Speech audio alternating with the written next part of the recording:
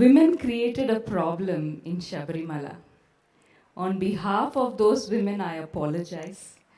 And as a woman, I feel responsible that we women should clear this. I undertook a study of the Shatchakra temples associated with Sabrimala, guided by Sri Arvind Subramaniam ji. I visited all the 5 temples except for Sabrimala. I meditated in each of those temples to understand how the Chaitanyam of the temple impacts the female body. Every temple has a direct impact on the human body. It has a direct impact on our health. As devotees, you don't need to know this. You already know it through your experience. When we stand in front of the deity and fold our hands, we experience that. But when people ask this question and it goes to Supreme Court, how should we answer? It is not enough that we have faith, that we experienced it. We should be able to explain it. I have made a small attempt to explain that in this book.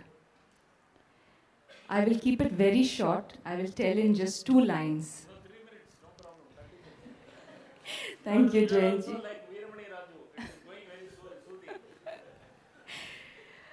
soothing. Coincidentally, tomorrow I am doing a session for Supreme Court advocates working on Sabrimala case in Delhi. And I did not plan, but today to come here and get Bhagwan's blessings and all of your blessings is for me a very big green signal to go ahead and talk. So, thank you, Jayanji. Extremely grateful. What my study has revealed is that there are certain places which affect women's body differently. And Sabrimala is one of those places.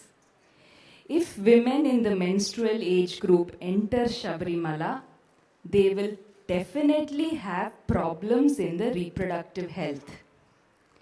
Their period will alter, they will have difficulty menstruating, and they could have severe menstrual disorders like PCOD and endometriosis. How and why I have explained in my book. There is one more temple in the Shatchakra temples where women in this age group are not allowed beyond a point, and that is the Aryan Kavu temple. I went there, but women could go up to a certain point. The minute I stood there and had the darshan of Bhagwan, I started tearing up. Now, for someone who has never even been to many temples, this was very strange. I started tearing up and I could not stop. And then I met Arvindji and asked him, what is there in Aryan Kavu? Why is it having such an effect? But I actually understood something. After visiting Aryan Kavu, my own cycle changed. And there is a reason for these restrictions. At the same time, I started my study from the Bhagavati temple in Chenganur. When I visited that temple, my cycle actually aligned with the earth's fertility cycle. That means you get your period with Amavasya. Every devotee who goes to Chenganur Bhagavati temple, if she is a woman in that age, she will experience how her health improves. But that same temple, I went the second time, there were at least 100 Ayyappa Swamis. And after visiting that, in the presence of those Ayyappa Swamis, my cycle was again disturbed. If just the presence of Ayyappa Swamis can do that to your cycle, imagine going to Sabrimala, how it will disturb your health.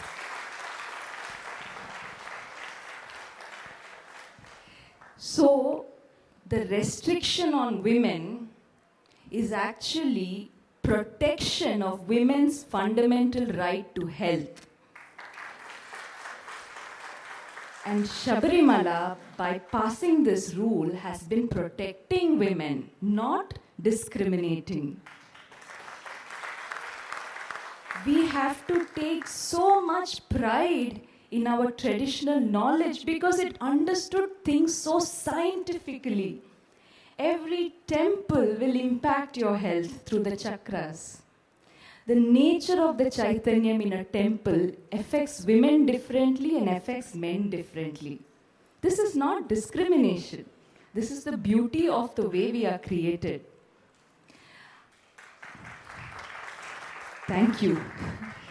I will give just one last example. When I was researching Sabrimala, I wanted to see anywhere else in the world, are there similar restrictions? I found two examples. Mount Athos in Greece and Mount Umin in Japan.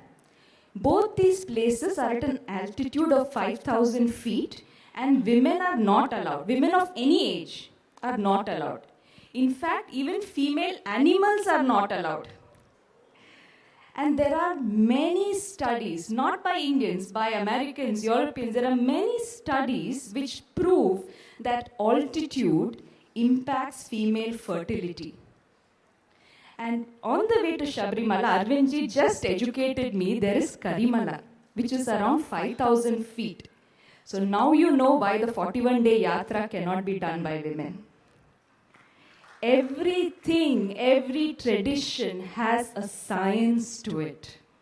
And we hope to present this to the court in the language of science. And let us see, maybe with all your blessings, this perspective will go through. Thank you so much. Thank you.